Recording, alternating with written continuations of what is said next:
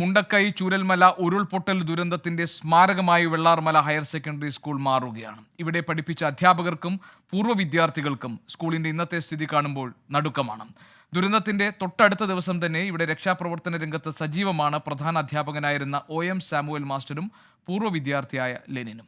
ഞങ്ങളുടെ പ്രതിനിധി സുർജിത് അയ്യപ്പത്ത് തയ്യാറാക്കിയ പ്രത്യേക റിപ്പോർട്ടിലേക്ക്. ബെയിലി പാലത്തിലാണ് ഞാനുള്ളത്. എനിക്ക് പിറകിൽ വെള്ളാർമല സ്കൂൾ. വെള്ളാർമല സ്കൂളിലെ പ്രധാന അധ്യാപകനായിരുന്ന OM സാമുവൽ മാഷ് നമ്മോടൊപ്പം ചേരുകയാണ്.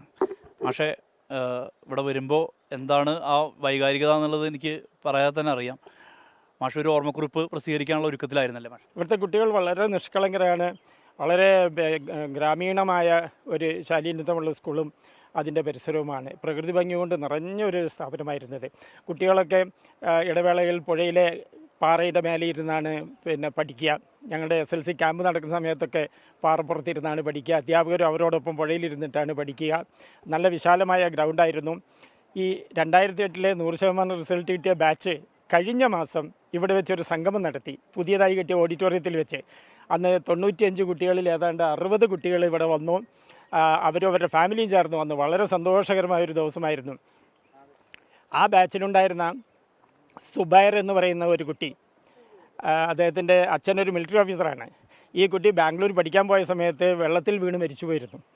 അപ്പോൾ സുബൈറിൻ്റെ ഓർമ്മയ്ക്ക് വേണ്ടി അവൻ്റെ അച്ഛൻ മുൻകൈ എടുത്ത് കുട്ടികളെല്ലാവരും ചേർന്ന് മെമൻറ്റോകൾ ഉണ്ടാക്കി എല്ലാവർക്കും കൊടുത്തു. ആ സംഗമത്തിൽ പങ്കെടുത്ത 6-7 കുട്ടികൾ വെള്ളത്തിൽ നഷ്ടപ്പെട്ടു പോയി എന്നുള്ളതാണ്. അതുപോലെ വീട് നഷ്ടപ്പെട്ട ഒത്തിരി പേരെ കാണുവാൻ സാധിച്ചു.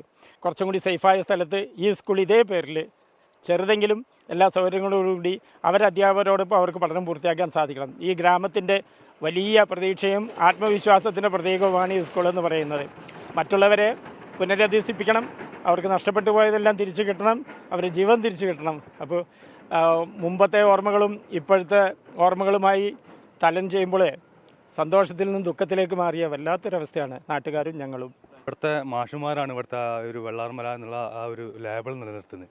അതായത് അവർ എന്താ പറയുക, മക്കൾ എന്നല്ല, അവരെ ചേർത്ത് പിടിക്കുക, രക്ഷിതാക്കളെയും കാട്ടി സ്നേഹത്തിൽ. എൻ്റെ 7 പേര് നഷ്ടപ്പെട്ടിരുന്നു. എൻ്റെ സ്ഥാപനമുണ്ട്, അത് വെള്ളത്തിലാണ്. എനിക്ക് അതിനൊന്നും ഒരു കുഴപ്പമില്ല. നഷ്ടപ്പെട്ടവരെ തിരിച്ചിട്ടില്ല. വെള്ളാർമല സ്കൂളിന് മുന്നിൽ നിൽക്കുമ്പോൾ ആ പഴയ സ്കൂളും, അതായത് ഇതിൻ്റെ തൊട്ട് തലേ ദിവസം ഞാൻ കണ്ട ആ വിദ്യാലയമുണ്ട്. ആ വിദ്യാലയത്തിൻ്റെ ഓർമ്മകളാണ് ഇപ്പോൾ എനിക്കും വ്യക്തിപരമായി ഇവിടെ വരുന്നത്. ബാബുക്കൊക്കെ ഇവിടെ സജീവമായിട്ട് കാരുണ്യ റെസ്ക്യൂ ടീമിൻ്റെ ഭാഗമായി ഇവിടെ ഇടപെട്ടുകൊണ്ടിരിക്കുന്ന ഒരാളാണ്. അദ്ദേഹം ഒപ്പമുണ്ട്. എന്തായാലും ഇങ്ങനെ അധ്യാപകർ ഉൾപ്പെടെയുള്ളവർ, ഇവിടെ പഠിച്ച പൂർവ്വ വിദ്യാർത്ഥികൾ ഉൾപ്പെടെയുള്ളവർ ഇവിടേക്ക് എത്തുന്നു. ഈ കാഴ്ച കണ്ട് നൊമ്പരത്തോടെ മടങ്ങുന്നു. അതാണ് ഇവിടെ നിന്ന് കാണാൻ കഴിയുന്നത്.